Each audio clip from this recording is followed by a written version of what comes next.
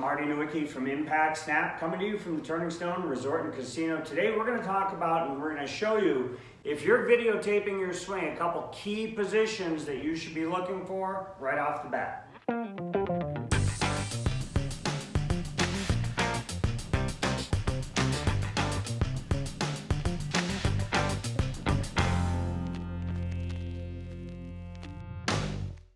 Okay, so I've got Tiger Woods. This video was taken by me. He was at Turning Stone in 2013.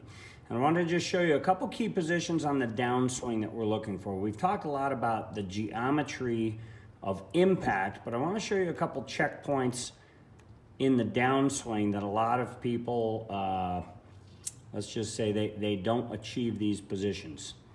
And I want you to note that the backswing and the downswing are very different positions, okay?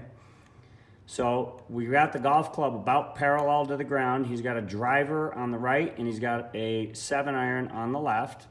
And the club is about parallel to the ground. And one key checkpoint that I like looking for is that both wrists are well clear of where the right shoulder is.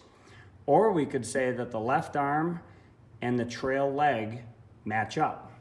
Now, one of the differences with the driver versus the iron, we see that the right arm is still in front of the lead shoulder.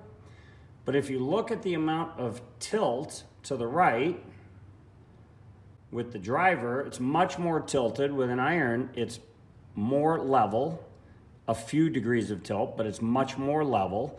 And that would make it conducive for the club to swing downward into the ball and then into the ground.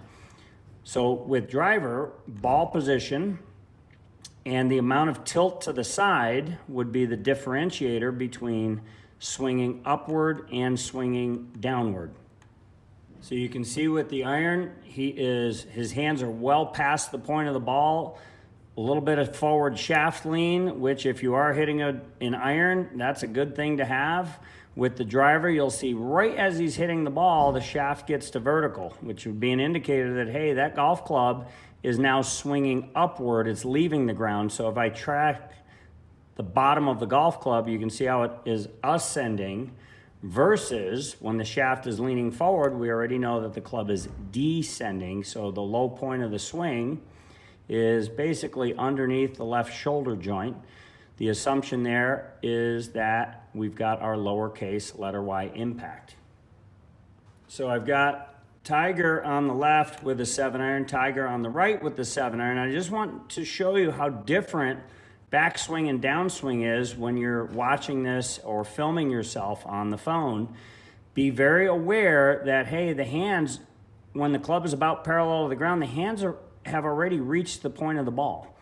And they're going to go right past the point of the ball, in which case that gets the club to hit the ground after the ball.